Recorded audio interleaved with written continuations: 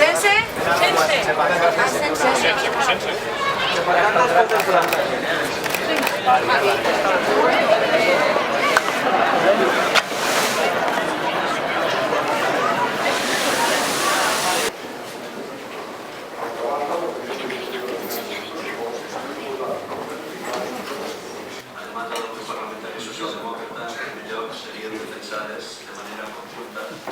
Més cap responsabilitat respecte a la gestió i custòdia de les aportacions ni dels fons acumulats, ni tampoc en relació. Gràcies.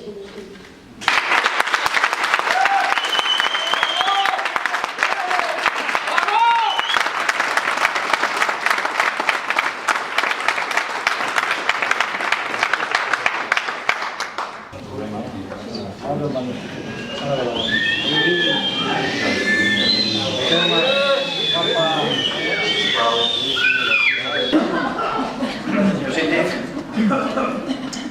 permetran, senyores i senyors consellers, que Molt bé, molt bé.